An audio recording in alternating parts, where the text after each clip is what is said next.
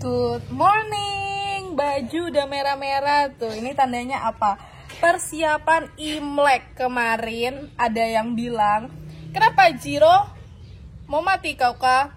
Belum. Dia tadi kesedak-sedak gitu loh. Kukira kenapa dia. Oke, banyak yang request, Kak, persiapan Imlek tuh kayak gimana sih, Kak? Ayo yuk bikin video persiapan Imlek. Jadi aku bakal bikin video persiapan Imlek karena hari ini banyak banget pesanan kue-kue buat Imlek juga dan perayaan tahun baru Cina. Jadi aku bakal ke sana. Tadi pagi banget aku udah bikin roti sama Ama, tapi kayaknya biar kalian gak bosen lah ya, roti 1000 lagi. Tapi hari ini kita bikin 170 roti, udah kebanjiran duluan.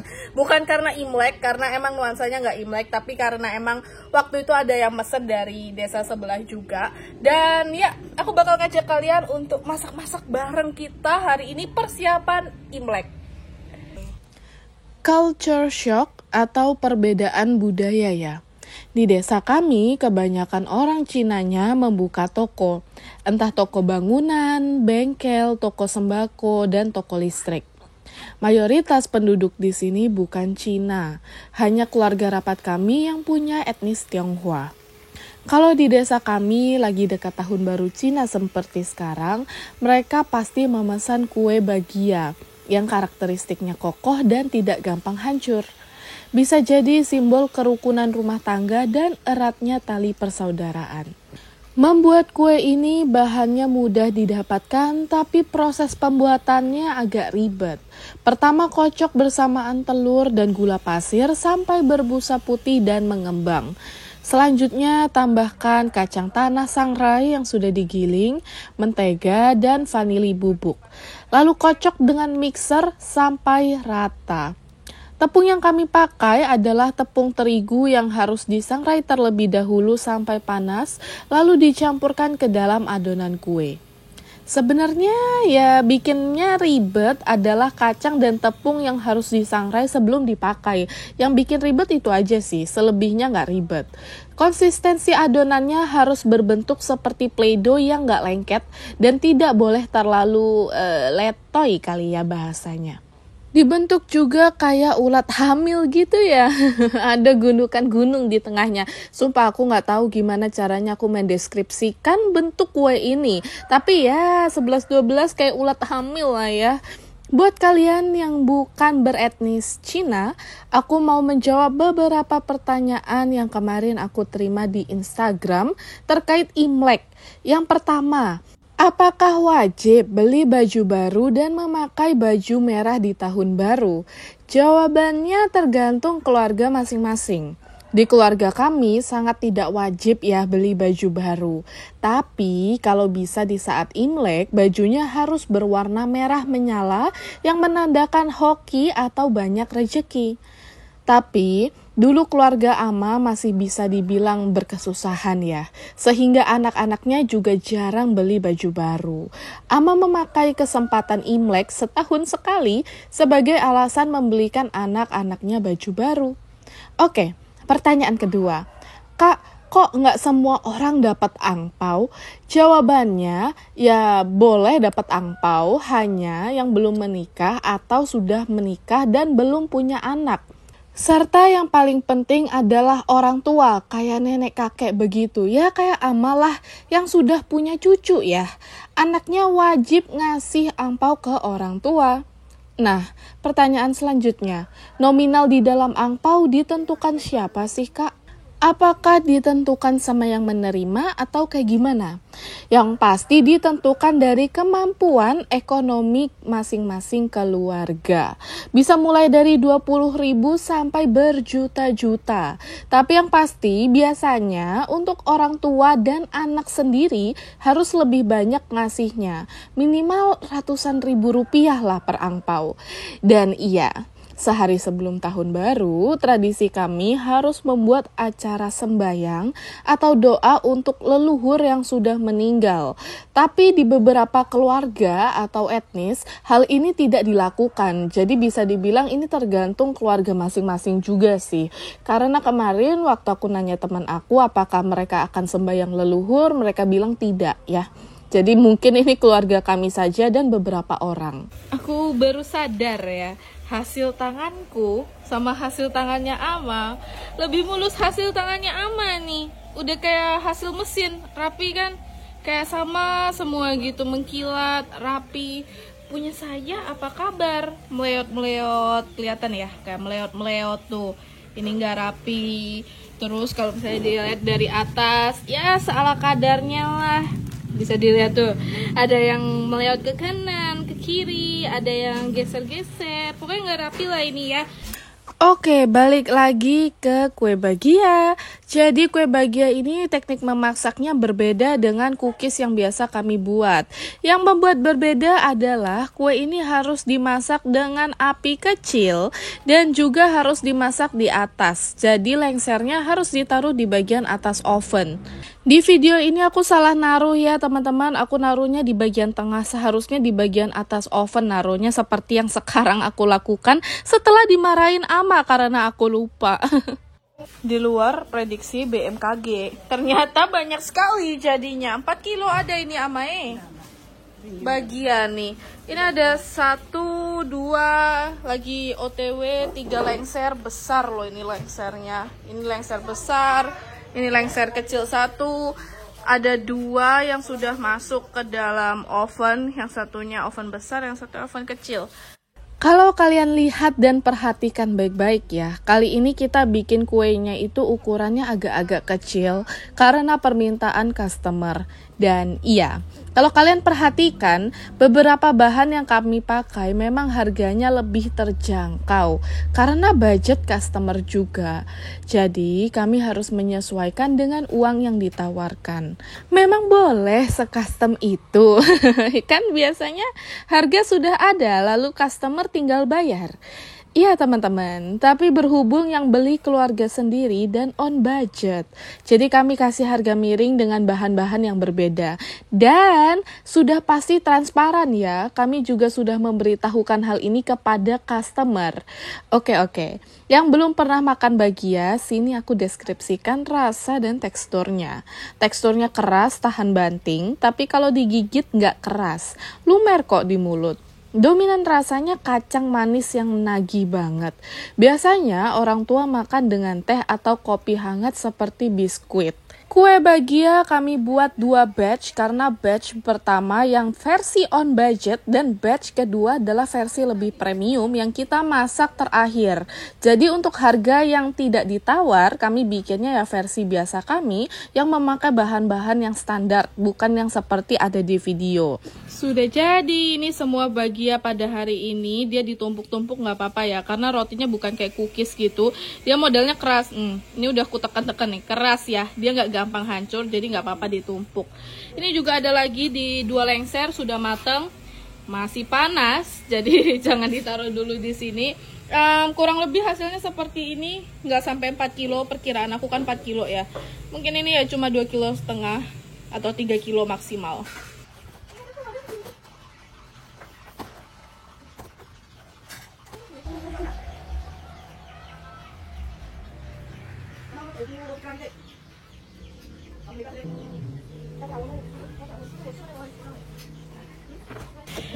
Sudah jadi, semuanya sudah di packing pakai mika.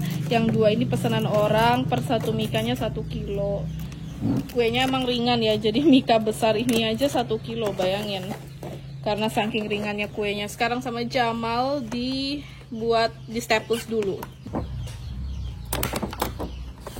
Semua kue bahagia yang sudah jadi harus dimasukkan ke dalam mika tebal sebelum dikirim. Sekali lagi aku juga mau bilang bahwa kami tidak pernah memakai toples untuk mengirimkan kue-kue karena seperti itulah biasanya di desa kami. Oh iya, selain bahagia, tiada lain dan tiada bukan, kami juga membuat kue yang tak kalah fenomenal dan dicari waktu Imlek, yaitu nastar. Kalau nastar modern untuk Imlek, biasanya isiannya selai jeruk. Kami di sini masih standar dengan memakai selai nanas homemade, bukan nanas botolan beli di toko ya teman-teman. Cara membuat nastar tidaklah sulit. Yang pertama, kocok kuning telur, mentega, dan gula halus sampai putih dan mengembang. Lagi-lagi, karena ini versi on budget permintaan customer, jadi kami tidak memakai Wisman, cuma room butter saja. Dan seperti Bagia, kami membuat dua versi on budget dan versi budget kenceng gitu ya. Jadi ada yang versi memakai Wisman dan versi on budget begini. Cuma, biar kalian gak bosen nonton video yang stepnya sama dan diulang, jadi aku cuma menyantumkan yang versi ini, karena sisanya sama aja. Yang membedakan nastar dengan cookies lainnya adalah nastar memakai tambahan susu vanila bubuk, baking powder, tepung maizena, dan tepung terigu.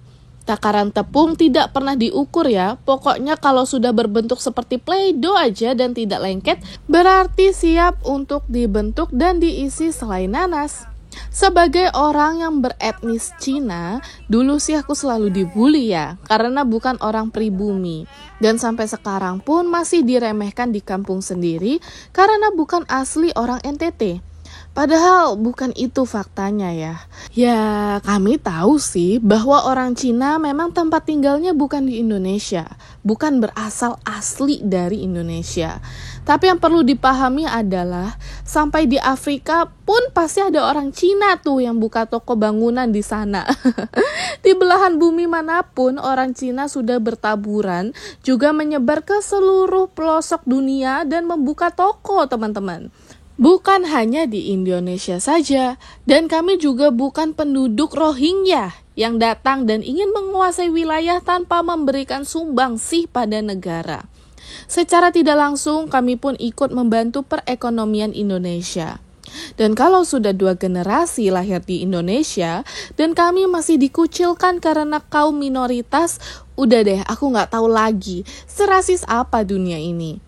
Fakta menarik lainnya, banyak Cindo yang bahkan gak bisa berbahasa Cina dan malah fasih berbahasa daerah. Contohnya aku. Jadi kalau dibilang apa aku mencintai negara Cina, tentu saja jawabannya tidak. Karena aku tidak pernah ke sana dan tidak mau ke sana. Karena buat apa, teman-teman? Di Indonesia sudah cukup indah buat aku ya. Dan ya pastilah aku cintanya sama negara sendiri, bukan negara asing yang tidak pernah aku datangi. Dan meskipun etnis aku Cina, bukan berarti aku orang Cina. Aku tetap orang Indonesia, punya KTP SIM kependudukan Indonesia. Jadi tolong ya teman-teman, ini udah tahun 2024. Jangan rasis lagi seperti dulu. Kami juga gak mau pindah ke negara Cina. Oke, balik lagi ke nastar ya, daripada kita ngomongin Cina Rohingya. karena aku kalau udah ngisi selai nanas ke dalam nastar selalu kebanyakan. Jadi tugasku cuma ngolesin kuning telur di atas permukaan nastar. Mentang-mentang pas SD aku hobi juara mewarnai, jadi dia dipercayakan kuas kue buat nastar. Ini fakta loh ya, ini aku gak bikin-bikin. Oke, fakta menarik lainnya, kami tidak pernah menyebut kue nastar dengan sebutan nastar, melainkan kue tomat, karena bentuknya seperti kue tomat. Hari ini Besti Ama membantu membuatkan aneka kue untuk dijual, karena di rumah kami kekurangan tenaga untuk bekerja. Maklum ya, pedagang rumahan kadang ramai, kadang sepi. Jadi daripada punya pegawai tetap, ya lebih baik punya bantuan yang bisa dipanggil freelance, yang juga kami bayar. Ini mereka nggak gratis ya kerjanya di rumah.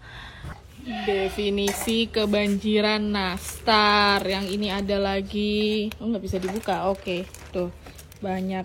Ini masih mentah ya. Ini mentah, itu masih berbentuk adonan, belum dibuat bunga 8.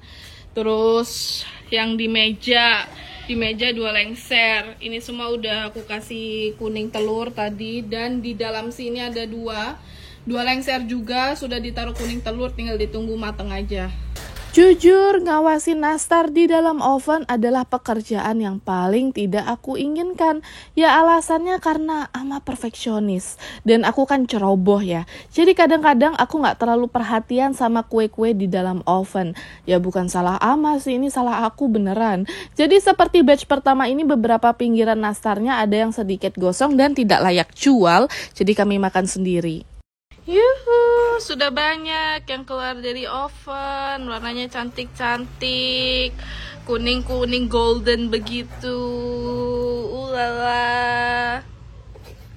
Bagus ya, cakep warnanya. Ini belum semua ya teman-teman, ada yang masih di dalam sana, masih ada yang di sini. Ini kan belum dikasih kuning telur, lagi OTW. Ini juga belum. Sudah jadi nastar-nastarnya. Oh ya, ini per satu mikanya setengah kilo. Ada yang pesan 2 kilo di sini. Hai Ama kan pesan lagi 4 kilo tuh. Mana sisanya nih? Kan 4 kilo pesan total tuh. Oh, jadi sisanya sudah dibawa ternyata teman-teman. Ini yang bersisa 2 kilo aja. Yang tadi 5 kilo udah dibawa. Tidak hanya itu, kita juga ada nastar yang memang mau rencananya kita makan sendiri. Kurang lebih kalau ini di total 2 kilo mungkin ada nih 2 kilo. Karena nastar kita berat-berat. Dan ukurannya juga nggak kecil-kecil amat. Dia ukurannya lumayan besar.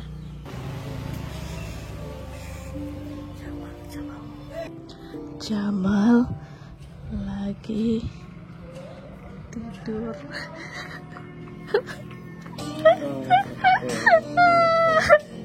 Keterlaluan panasnya sampai bisa jemur celana di sini dan gak diangkat jam 5 sore karena panas sekali.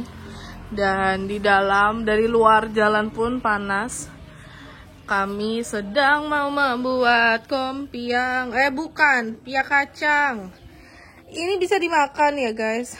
Beberapa dari kalian nanya, Kak ini isinya bisa dimakan sendiri? Bisa dong, kan udah mateng. Sudah mateng ya bisa dimakan. Rasanya kayak kacang manis. Udah gitu doang. Lagi disiapkan lapisan kulit paling luar. Jadi pia kacangnya ada 2 lapisan, kulit dalam dan kulit luar. Ini kulit luarnya. Oke, isian lapisan pertamanya udah kan diplok-plok-plok. Oh ini sisa ada lagi. Lapisan kedua ini, yang membedakan lapisan pertama dan lapisan kedua nggak pakai air.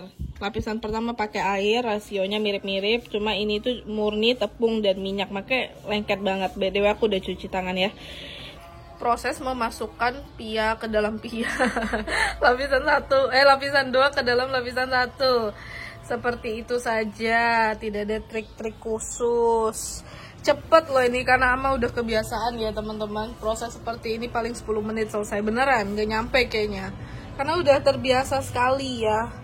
Dan Ama tidak pakai timbangnya, Ama pakai kira-kira kalau pia iya, Ama tidak pernah timbang. Kalau timbang mati lama lagi tuh.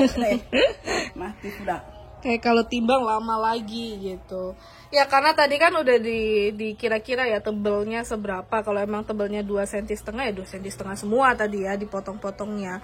Sebenarnya aku mau coba memakai alat ini karena biasanya Ama yang roll-roll. Ambil dari mana? Ini. Oke, kita akan Ambil dari sini. Oh, ini begini. Kelas 101 caranya membuat pia ini seperti Ama. Kita susun 3, terus kita buat begini. Yang tipis Ama ini kah? Gitu sah. Hah? Terus kita roll dari bawah ke atas, roll bawah ke atas, roll. Lalu saya gugup. Lalu begini, di roll lagi. Kelihatannya gampang ya, bisa aku bikin di video itu kayak kelihatannya gampang sekali gitu, tapi ketika melakukan ini gugup begini. Nah, pas nih tebalnya tuh. Nah, pas. Oke, kita selesai.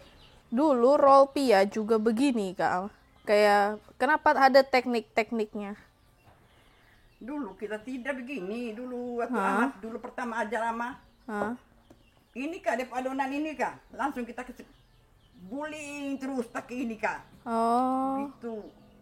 Jadi tidak begini dulu. Tidak, baru tuh nanti sudah guling gitu baru kita ambil ininya, bukan kering begini dia basah. Oh. Kita gosok gitu Kak, gosok gitu tuh macam kayak orang Ya.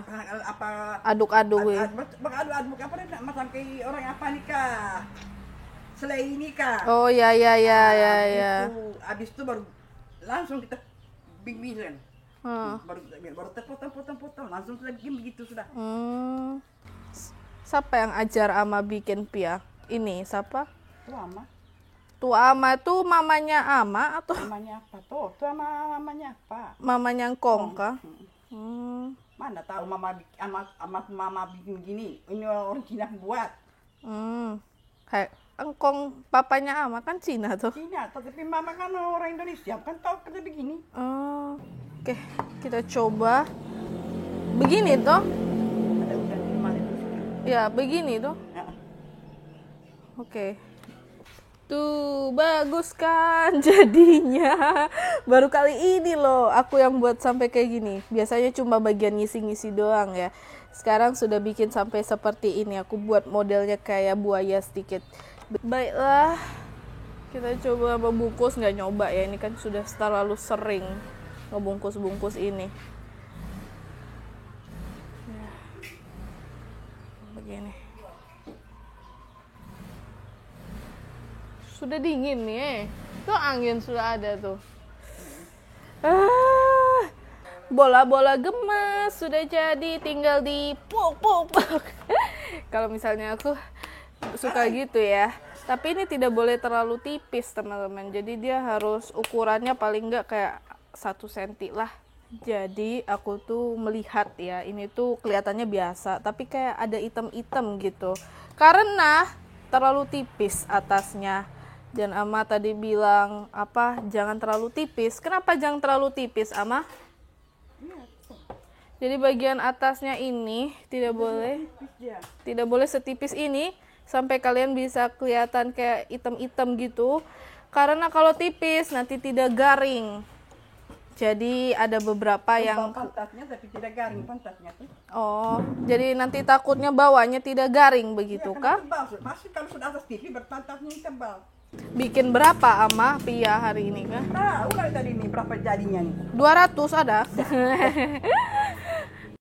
Sekarang kita titik-titik bagian atas Pia pakai pewarna warna merah. Karena merah itu simbol rezeki dan juga umur panjang kalau di Cina, makanya warnanya merah. Apa tuh merah? Apa-apa merah, Mai. Semua merah.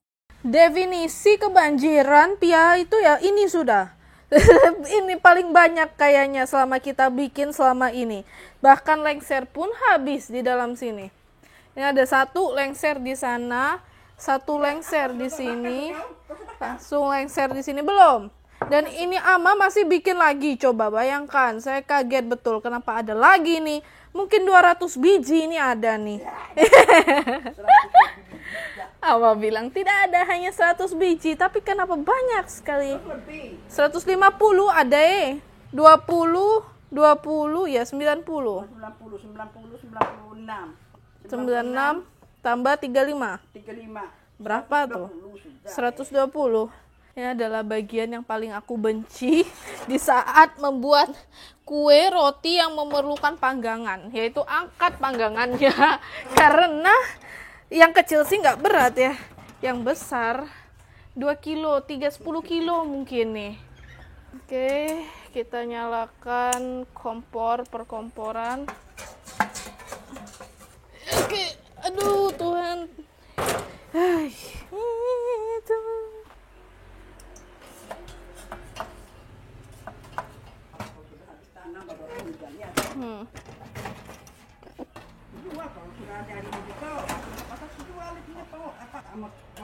Kita mau kerja sama, Ya. ada uang dalam. Oh, oke, apinya dikecilkan karena ini pakai kompor ini ya, kompor sumbu.